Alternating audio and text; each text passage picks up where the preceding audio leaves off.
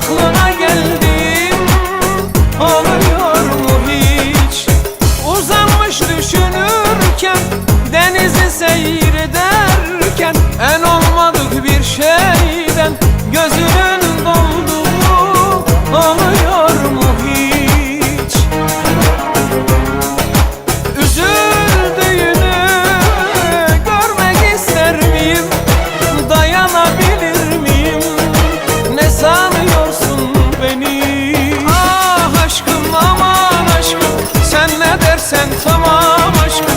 Acılar içinde kaldım, ne istersen söyle aşkım, bu senin farkın.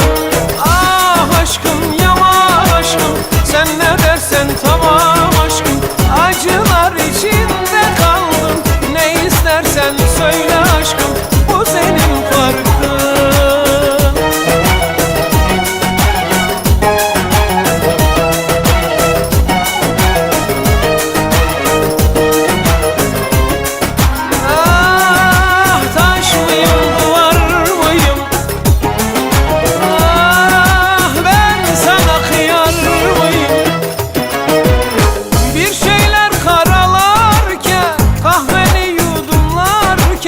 Perdeyi aralarken aklına geldim oluyor mu hiç?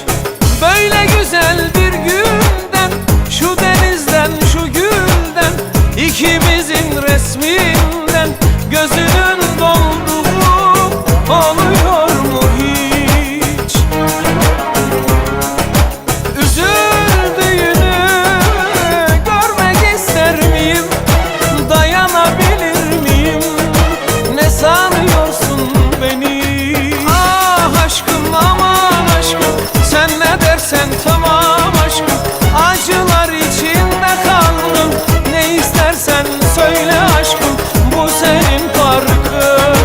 Ah aşkım, yaman aşkım, sen ne dersen tamam aşkım. Acılar içinde kaldım, ne istersen söyle aşkım, bu senin farkın.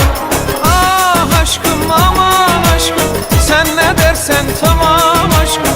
Acılar içinde kaldım, ne istersen söyle aşkım, bu senin farkın. Ah aşkım, yaman aşkım, sen ne dersen tamam aşkım.